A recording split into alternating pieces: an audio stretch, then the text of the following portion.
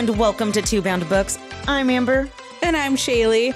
We're so glad that you guys are here with us today. We are a podcast dedicated to sharing incredible books, supporting authors in their growing platforms, and helping readers discover their next read. And it's also family friendly. It's a suitable for all ages podcast. So if you have any young ears, it is totally okay for them to listen as well. Absolutely. Before we dive too deep, Amber, I just want to touch on something that we were talking about earlier this week. Why do I feel like I'm in trouble? Well, I want to talk about your bookshelf that is getting way out of hand. Oh, yeah, it is. Tell us a little bit about your book tendencies, and are you a trophy book getter? What are your reading preferences? What's your bookshelf looking like? Well, I'm kind of a little book dragon. I hoard my books. And you know that my book collection is open to you as well. And we have a whole fun swapping game that goes on with it. But I will do trophy reads if I have listened to the book and I absolutely loved it and would love to read it again. I have a growing collection of TBR on there as well. What's TBR for those who don't know? To be read. There you go.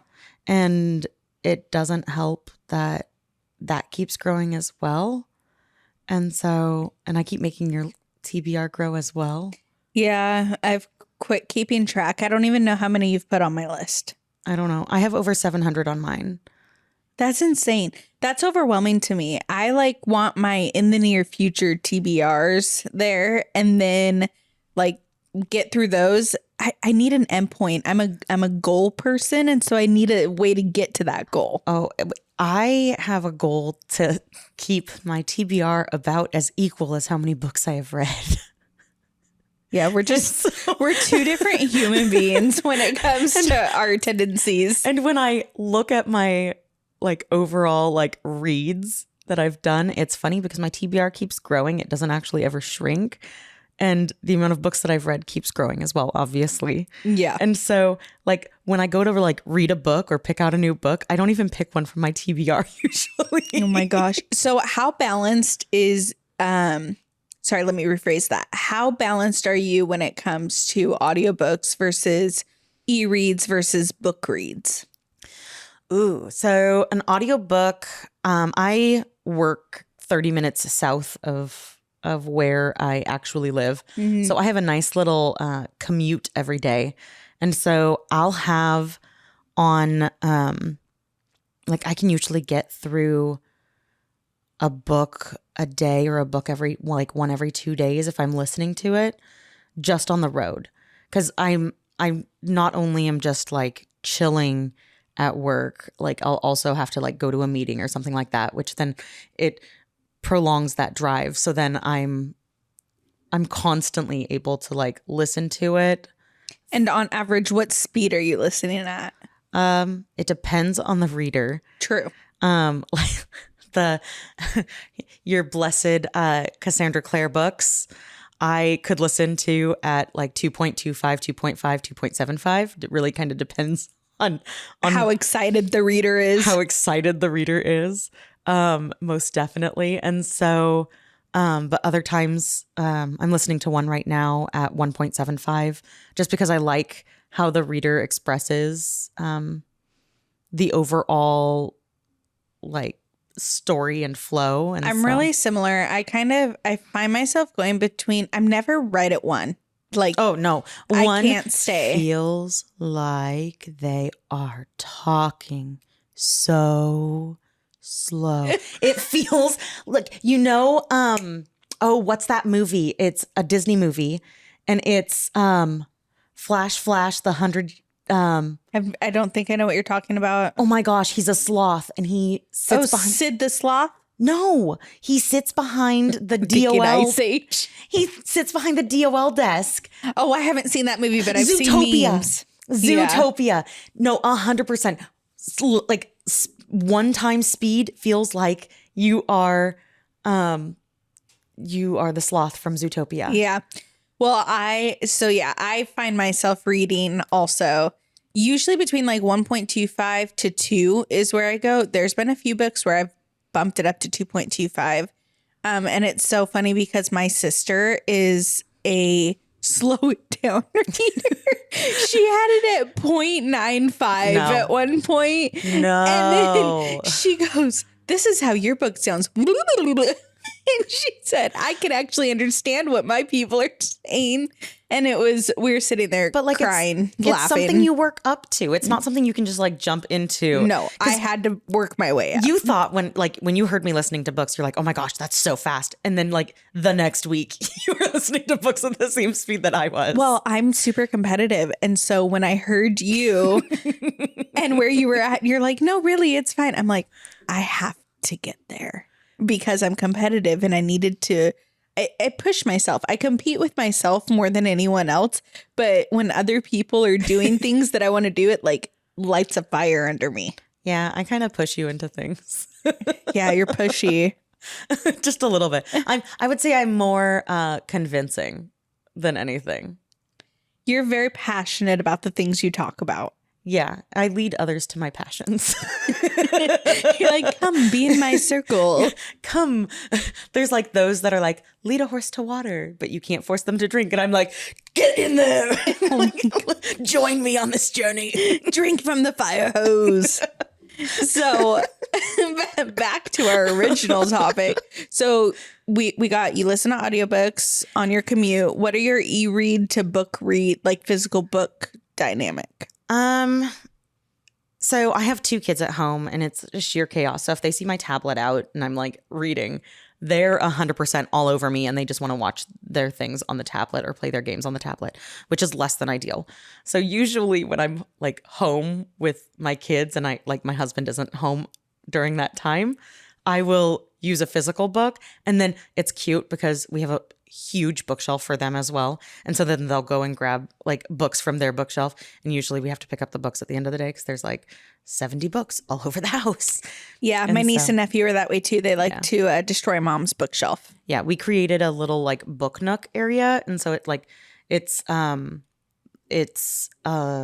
we got this teepee from like this little like kids that you can like crawl into. Yeah, and then there's a pillow, like a huge like it looks kind of like a dog bed, and so like we have the pillow on the ground, and then like we have their stuffed animals over there, and then we have like their like some books and stuff like that. So for reference, how old are your kiddos? One's 4, one's 19 months.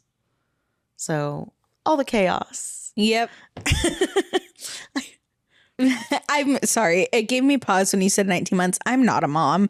And the whole 19 months thing cracks me up. I'm like, they're a year and a half. I only know it's 19 months because someone asked me the other day and I have to count. Otherwise, I'm just like, he's in between 1 and 2. Like 1.5. Why is that? That's so much easier to say. Yeah, but like I can't ever really.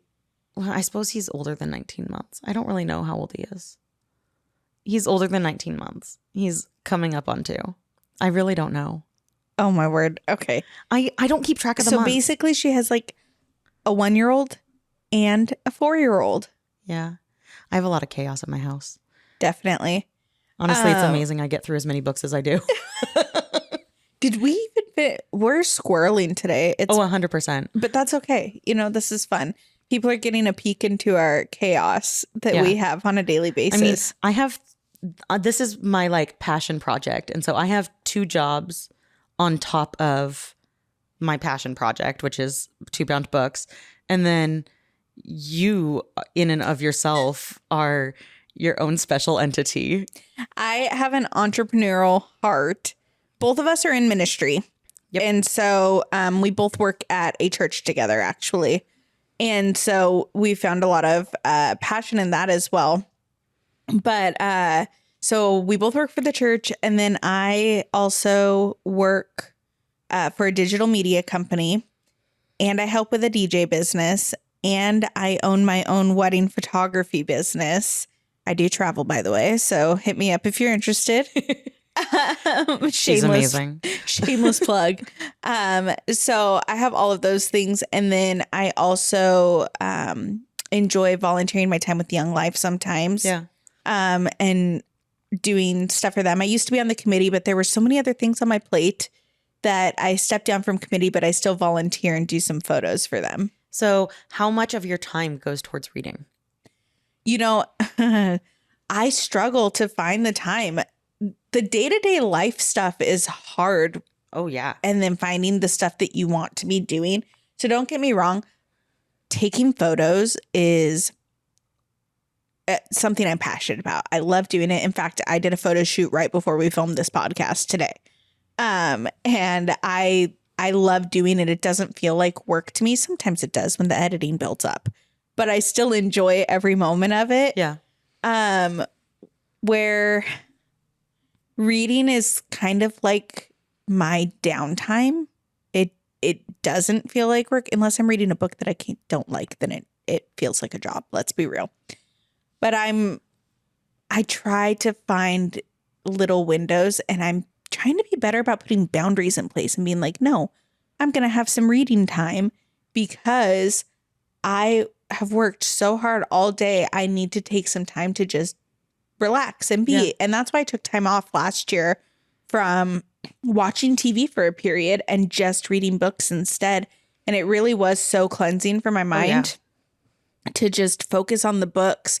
So I find myself also doing a lot of audiobooks because it's just easier in the busyness. Oh, yeah. But I love audiobooks. I do too. Well, depending on the reader. But my favorite, one thing I do love so I love the library app, don't get me wrong, but something that Amazon does well is their Kindle and Audible apps are connected. Cool. So when I'm listening, so recently we were listening to one of our authors' books that we'll be talking about soon. I was listening and reading it, and I was listening to it on the drives and stuff. And then I went and was at worship practice at the church, and I switched to reading it in the Kindle, and it kept my place from where I was listening. So it bookmarks Which is so it. nice. It's so nice. And it's so convenient because then you can read when you're not in a place where you can listen, and you can listen when you're not in a place where you can read. And that is by far the best thing to ever be created. Yeah, so I use my iPad for as my overall Kindle, and that's how we get a majority of our books too. And so for me, I super struggle with the overall reading aspect on my iPad, just because of my kids, which is super fun. But I find that they are less inclined to come and pick on me if I'm using my phone. Inclined to pick on you.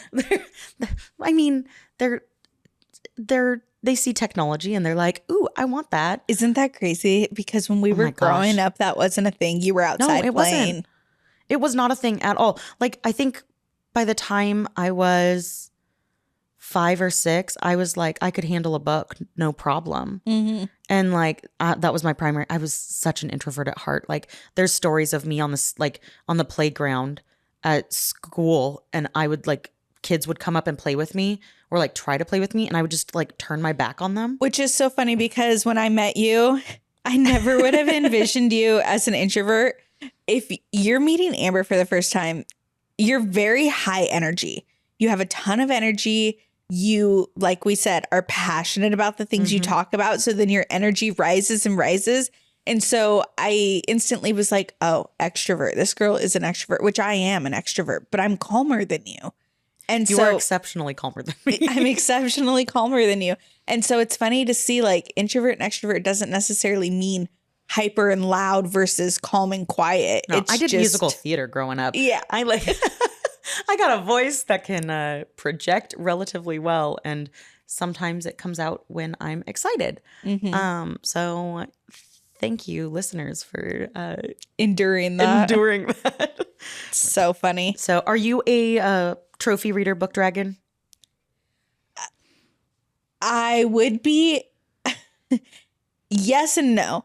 I have definitely bought books that I've e-read or listened to because I'm like, oh, I love this so much. But we've talked about I'm not really a rereader. You're not. So usually I like to just buy books that I'm going to read. Yeah. And then I do like to look at them on my bookshelf. Don't get me wrong. they become trophies because I enjoy looking at them and remembering them. I'm not going to lie. There's one book series that I'm like, I will read it again. You're actually borrowing it right now. Yes. And I'm like, I will read this one again, probably next summer, because it's like a lighthearted romance. And so I'm not really a rereader, but some of them have just captured me enough that I'm like, okay, I could do this again. Oh, yeah. No, it makes me happy that you're like more getting into rereading. We won't go that far yet. You guys, I'm winning. No. I'm winning. She's trying to shove my head underwater again. Point for Amber. Oh my gosh. So, super exciting. Woohoo. We are launching a new system of rating books. We thought, we're only a few episodes in. Now's the time to kind of find ways. And we were thinking about like our book highlights and the books that we're doing like full reviews on.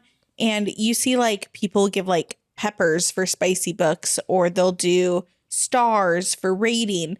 And we wanted something unique to us. But also, Abe, like every book is so different. And Yes. so like on like a 1 through 5 just didn't cut it for us. No. Nothing does when it comes to No, that kind of thing. because a book can have an incredible plot and be great here, but the character development just isn't as great. And so we wanted a way to rate that. We decided to use quills as our system because it's like, writing a writing quill. And so it kind of brought back that old time of how authors used to write. And so it's kind of fun. We have a few different areas, so I'll let Amber kind of go through a couple of those and how we will be rating things when we do our reviews moving forward. On a scale of 1 to 5 quills, how surprising and satisfying were the twists? So that's our plot twists quills. Our next one is on a scale of 1 to 5 quills, how immersive was the world or setting? This is our world building quills. I know you're excited about that one. Oh my gosh, I'm so excited. She's definitely like the one that focuses on the world building between the two of us. Oh yeah, I have a 78-page notebook that I fill out for like every single book.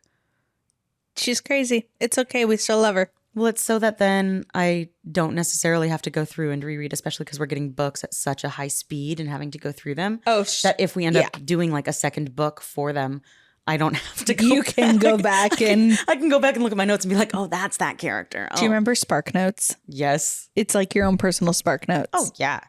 So then on a scale of 1 to 5 quills, were the characters well-developed and compelling? Character development and depth. Woot, woot. I do love that one. I know you do. The next one is also one of your favorites. I'll let you... Emotional impact. 5 on a scale from 1 to 5 quills. How much did the book make you feel? And then this last one is our made up word, but it's kind of fun. Oh, but it like the made up word makes sense because like you'd know what it means. You'll get it as a reader. So this last topic is unput downability factor. On a scale from 1 to 5 quills, how compelling and engaging was the book? Is it one that you could put down easily and walk away and go do something else? Or is it one that was keeping you up until 3 a.m? Yeah. And then we have 2 bonus quills. So Amber, what is your bonus quill awarded for? My bonus quill gets awarded for exceptional wit or standout dialogue. And mine gets awarded for strong themes of loyalty, love, or clever mystery. So technically it's 25 points, but they can get up to 27 if they get 5s on everything, as well as both of our bonus quills. We're pretty stingy with giving out quills. We're both kind of picky. It doesn't mean that we didn't like the book, because there was a book that we'll kind of go through. For those of you that listened to our episode with Nathan Taylor for the Non-Magical Declan Moore, we thought we'd go through that rating system based on his book to kind of give you guys an idea of how it would go. Yeah. So for the overall plot twists, how surprising and satisfying were the twists? We gave it, I believe it was a 5. Yeah, it was a 5 for that one. Like there were so many shocking twists. Yeah. That came from that book. And like, it's one that you think you know where the story is headed. And then you're like, oh my gosh, I totally know what's going to happen. And then you turn the page and you're like, just kidding. Just kidding. Like, what? He got the best of me again. Yeah. So every single definitely a time. 5 for plot twists for the Non-Magical Declan Moore. World building setting. How many quills would you give it, Amber? For the how immersive the world was, I believe we gave it a 3. And the reason why was trying to figure out the overall speed you could travel around Uriah made it exceptionally confusing for me. But I could feel like I was within the world.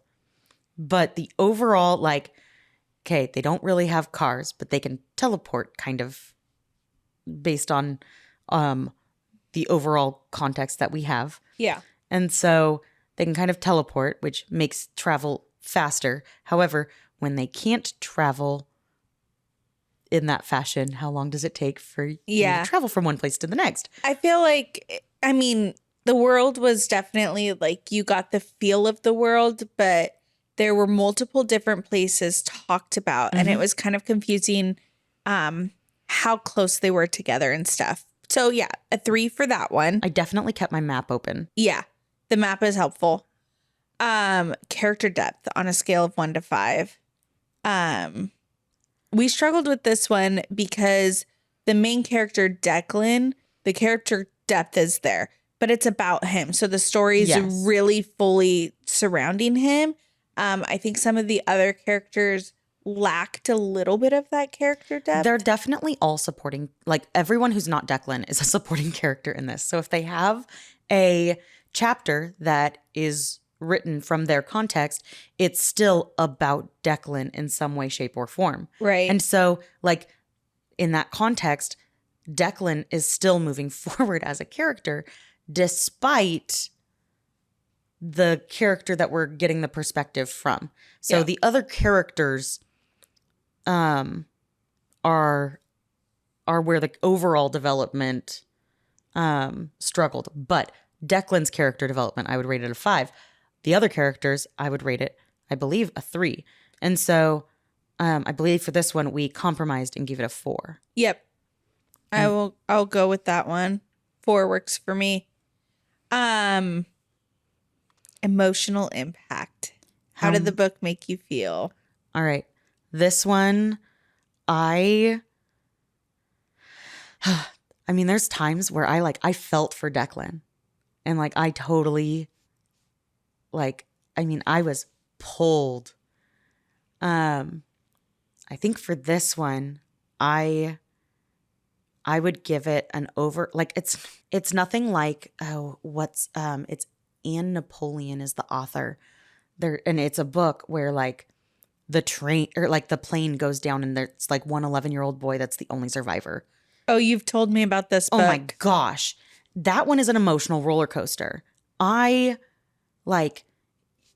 don't want to necessarily like go into a book with the intent that like it's going to kill me. Like it's going to tear me apart limb from limb and like I'm going to be sobbing. I would love that book. Yes, there are certain times where you're like, okay, I need an emotional book to be able to like push through this.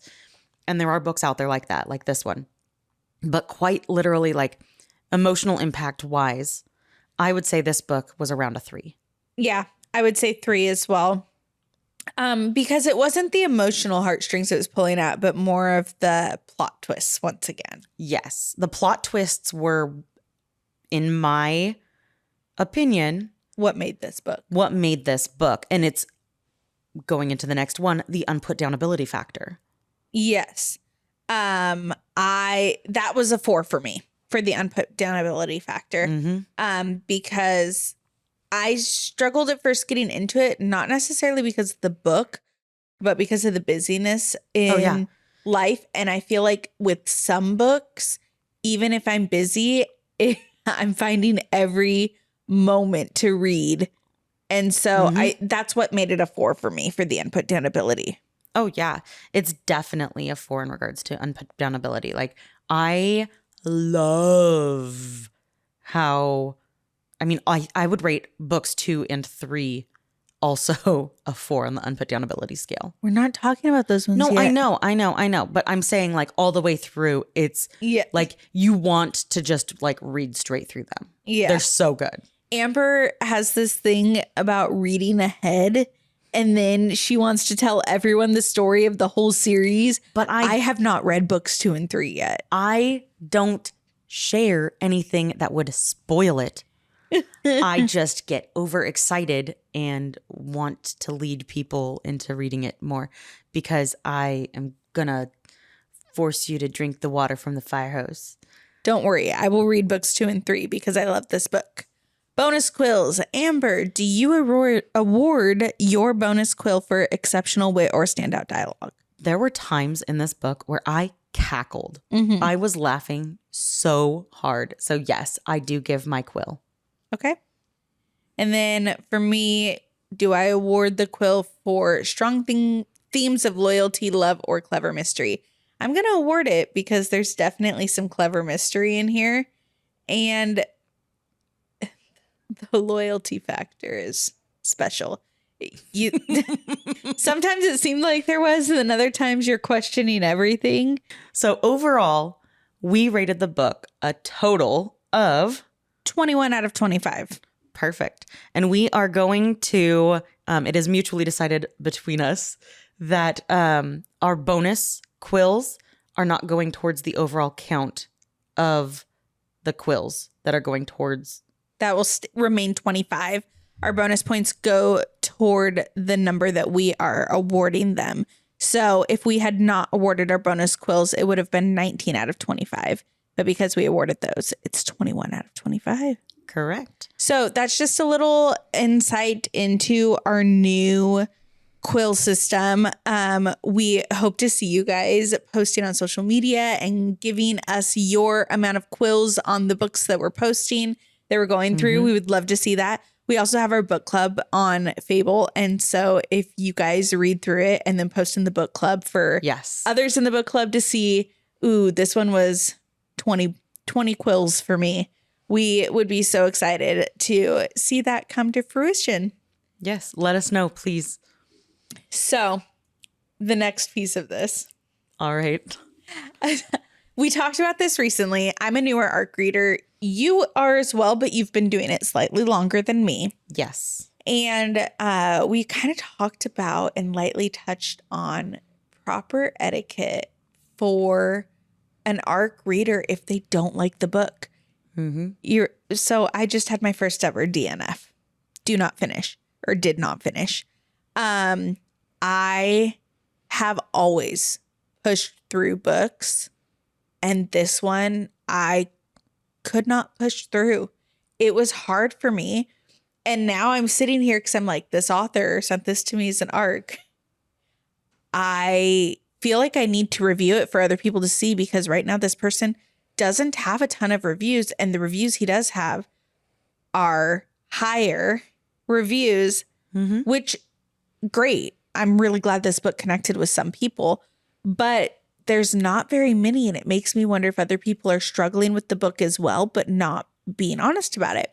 So I looked up some proper book etiquette for being an ARC reader for books that you're providing feedback on.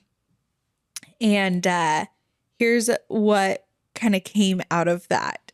The first thing is to be transparent. If you did not finish a book, mention it in your review and explain why. An example would be pacing or character development or something like that. Like, don't make it directed at the author's writing, but give a legit reason why this book was a struggle for you. The next one, be honest but respectful. Provide honest feedback, but always consider the author's hard work, because that's so true. There's so many times where we're doing things and putting our life into things. You know, I told you guys earlier, I'm a wedding photographer, and I sit here panicking, wondering if my clients are going to like their photos or not when I deliver the final gallery. Like, an art is an art, and it's a lot of work. And so you have to be respectful of the work that goes into it, whether you end up liking the final product and these or not. authors put their heart and soul into this. Absolutely. The next one, follow guidelines. Stick to the ARC review guidelines, including timing and embargo dates.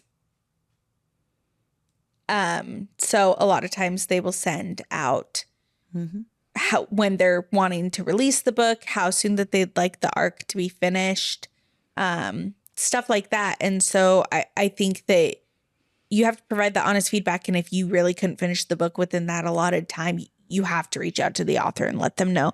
I liked what you had said previously about I would reach out to the author first and see if there's some kind of resolve, but then I'll post the review. The next one, no spoilers. Avoid spoilers in initial reviews when sharing first impressions. Or I think if you are going to provide spoilers, make it clear. This is a spoiler-free review. This is a spoilers ahead review. One of the things I love about Goodreads too is if there's spoilers in it, there's like a little toggle that you can hit and then it'll like blur out the review. Yeah. So if you want to see it, you're like, it'll mention like, hey, just so you know, this does include spoilers. Yeah. And that's great. And I think that that's how it should be because some people want to write like a super in-depth review, which is great. It's great feedback for the author too. Oh, yeah. But let's not spoil it for other people on Amazon or wherever else. Oh, yeah. The next one, thank the author/publisher. Acknowledge and thank them for providing the ARC. They're giving us these books for free to read. That's huge. Again, they're pouring their heart and soul into this, and they could be charging us the normal book rate to read their book. But instead, they're like, here, let me gift this book to you so that you can read it and review it for me. And it's kind of a win-win situation. Yeah. However, if you don't finish the book and you don't like it, it can feel like a bit of a loss for that author. So make sure that you're letting them know, like, oh, I really appreciate this opportunity. Thank you so much. Thank you for your hard work. Yeah, absolutely. And then the last one, constructive criticism. If you didn't enjoy the book, offer helpful, constructive feedback or suggestions. I think you have to be careful when it comes to the suggestions aspect of it because no one wants you to tell them how to make their art better. It is their art for a reason, and art, even if you believe that there's a way that it could have been made better, I think that it has to be done in a tactful way of, hey, I really love this. The one thing I think could have made it better is if this were in place. Oh, absolutely. There was one book that I was ARC reading for where I had gotten the incomplete copy of it. And I believe I mentioned this in the first episode where I got the one that still had a major plot hole in it. And so I reached out to the author and was like, hey, I had just a few questions about the book because it felt like it left me feeling unresolved.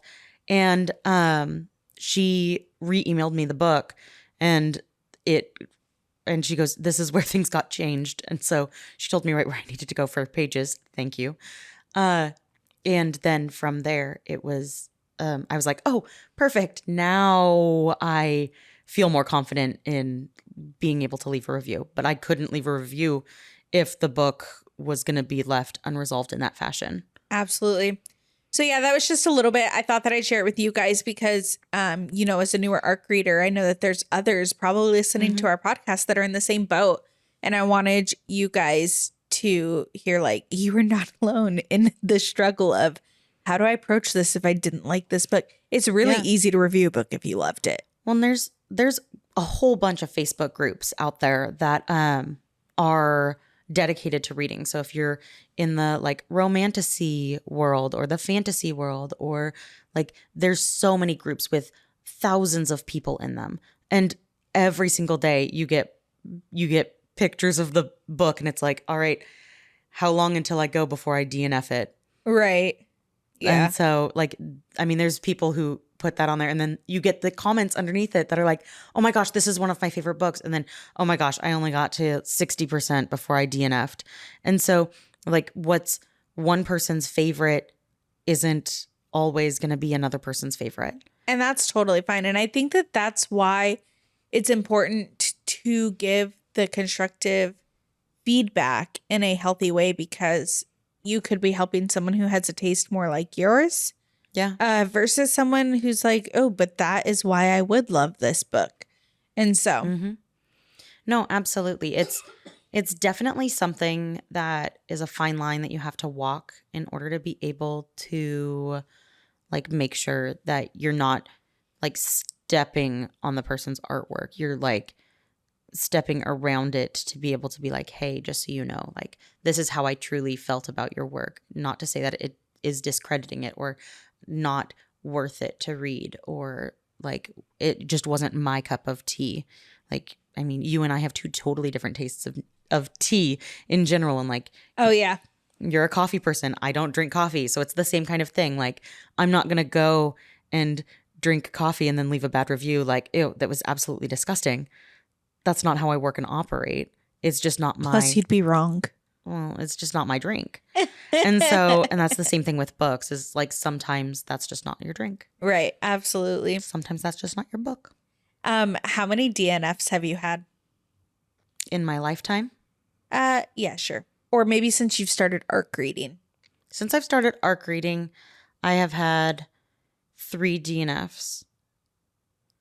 And in my lifetime, I have had, I believe, like 7 or 8 DNFs. I really try to get through, even if it's a hard book. Yeah. Well, this was my first time not finishing a book because, like we talked about, I'm competitive and I am, so I compete with myself to do things and push through. And this wasn't one I could, but that's okay. Well, like I almost DNF'd Cassandra Clare's books. Yeah.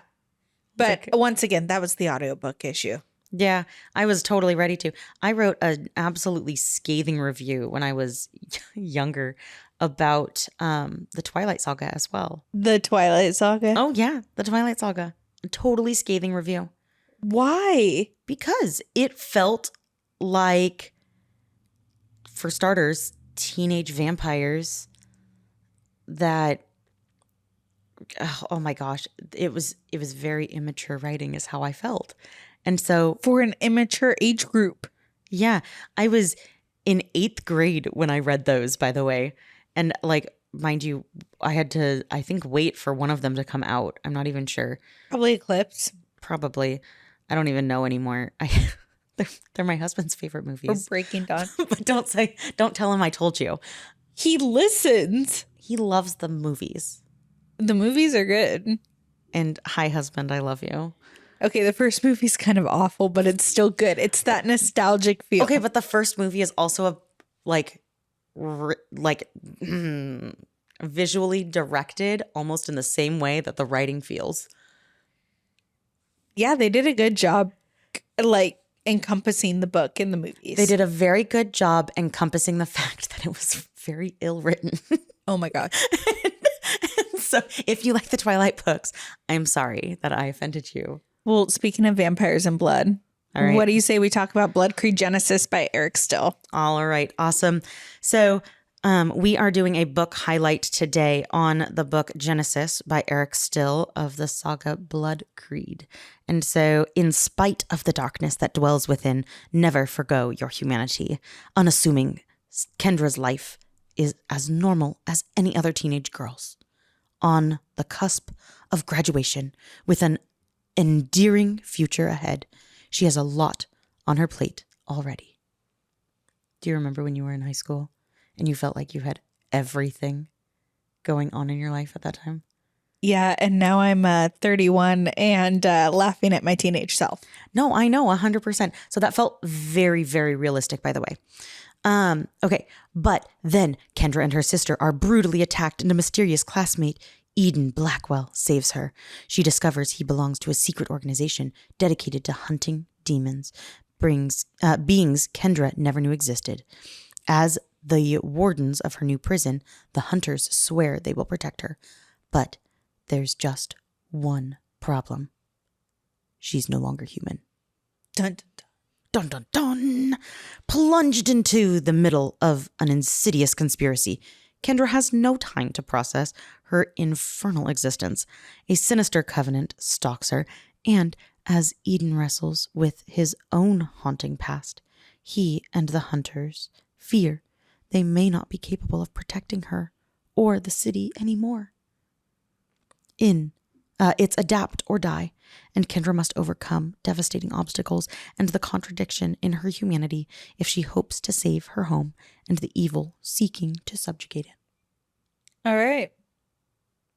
There were parts of this book that felt very, very realistic. The overall introduction of the characters, I was like, oh, this feels like an everyday life.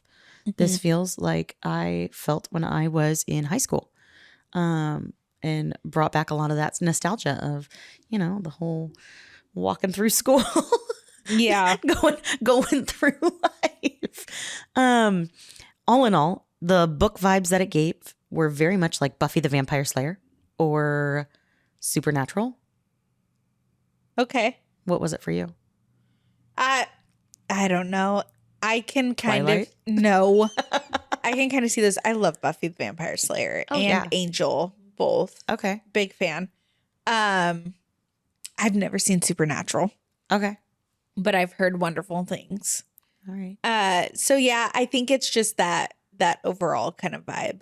Yeah. Definitely gave those vibes. It's the first of 5 books. It deals with family bonds, new coming into powers. Yep.